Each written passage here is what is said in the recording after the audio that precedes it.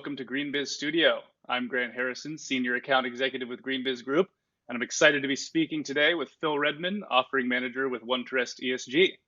Phil, great to have you with us. Great to be here. Thank you.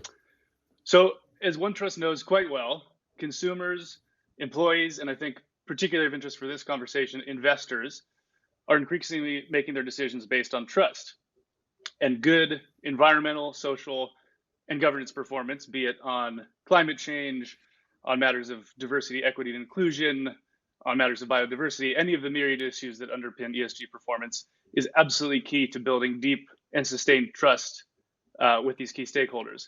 How do you see ESG reporting changing as the ESG space continues to grow?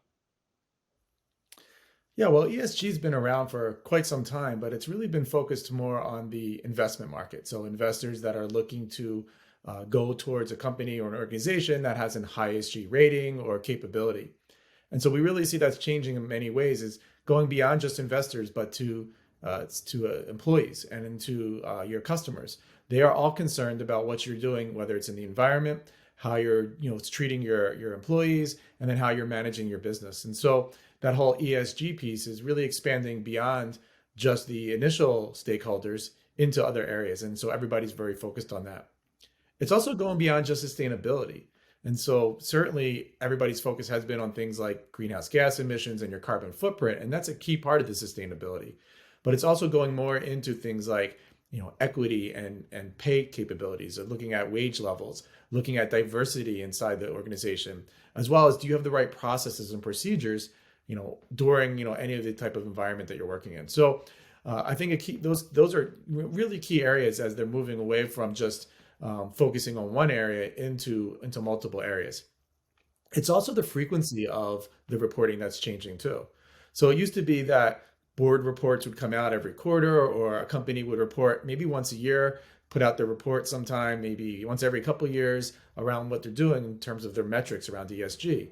But they're moving away from these type of time reports, and maybe just from once a year, into almost in some cases real-time reporting. So every time that there's updated information, they can actually bring that information out on a website or update their reports. There'll always be their annual reports, but there's no doubt that people want real information that is updated as much as possible. And so moving to this kind of real-time capability is certainly another trend.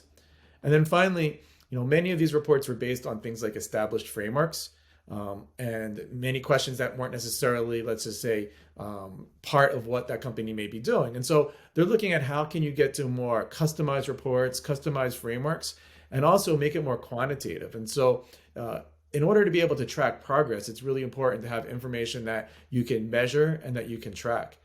So having certainly just more qualitative information, although important, people want to have something that's measurable that they can compare across to someone else in the industry or someone else in your location.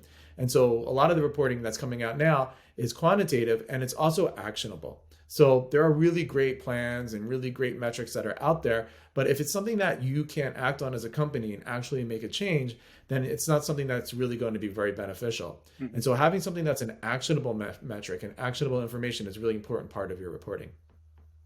Absolutely. And touching on two of the key stakeholder groups you mentioned there, employees and customers, in our day-to-day lives, both as professionals here, but pretty much in everyday life in civil society, you'd have to avoid pretty much all tier one publications to not know what's happening in the world around this clean economy concept, where anyone who's seen Biden's proposed infrastructure plan, for example, it's got things included around renewable energy, clean transportation, regenerative agriculture. These are things that are now kind of front and center in mainstream society, essentially.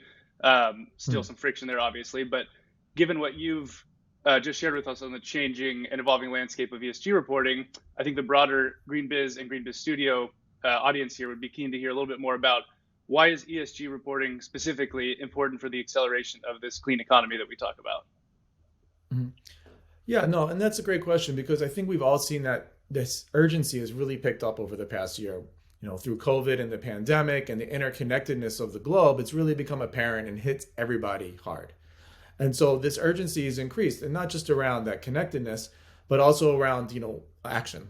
And as I mentioned before, having something that's actionable is important. And so there have been companies that have talked about what they're doing, in sustainability and in these areas for many, many years. but we're starting to run out of time to a certain degree. We look at certain deadlines, and so certainly there's the rising heat and temperatures around the world, and there's it takes a long time to make those changes, and so that urgency is really coming together. And so it's really important to have this transparency first of all, because that allows for insights to drive change.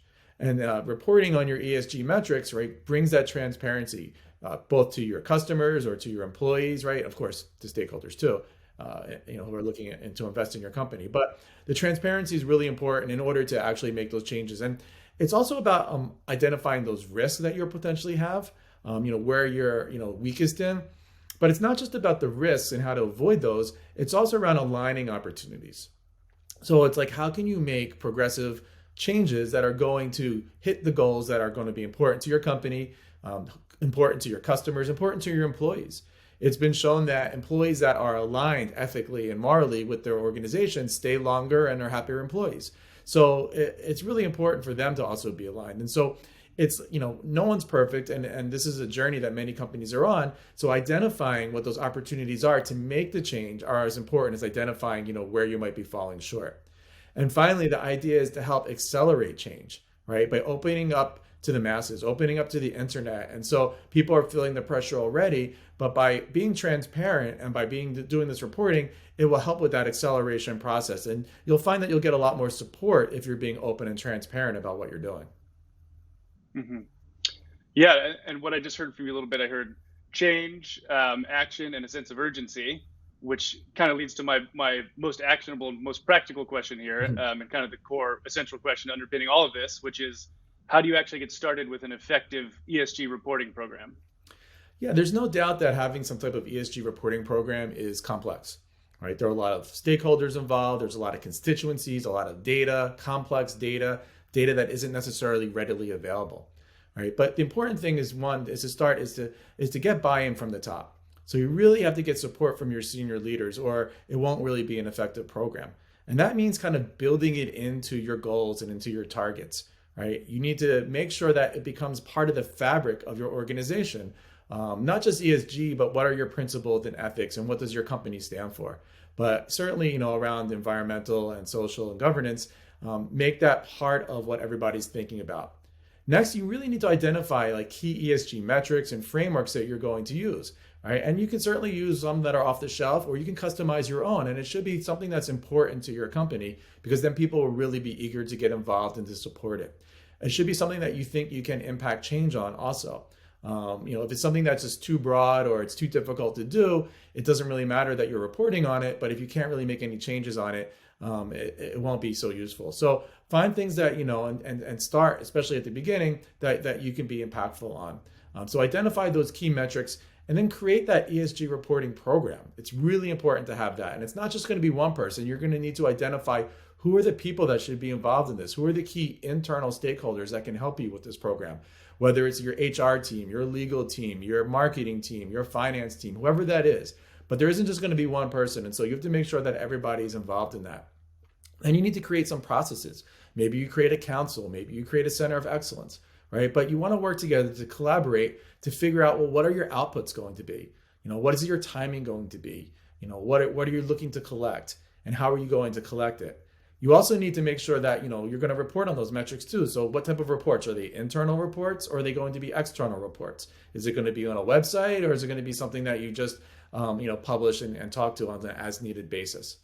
And then finally, make sure that you have actionable capabilities. So look at what an ESG strategy will be for you. So taking that baseline and taking those metrics and then putting a program and a plan together to make that change is going to be key. People want to see more than just some long-term goals. They want to see who is in charge, who is helping to make that change, and what are the steps that you're taking in order to make that progress. And then, of course, you need to report on that and be able to compare across a certain time frame. So all these things are really key parts of how you get an ESG program started and be successful in ESG. Phil, I could not agree more. It sounds like OneTrust's ESG is well positioned to make a massive impact in this next chapter of ESG and sustainability, which is off to a promising start. And I'm excited to watch your growth, both in terms of reach and impact over this next decade here, and to join you next week at Greenfin to get deeper into all this. Thank you so much for joining us, Phil. Great to have you with us. You've just heard from Phil Redman, offering manager for OneTrust ESG. Thanks for joining us at the studio today, Phil. Thank you very much, Grant. Appreciate it.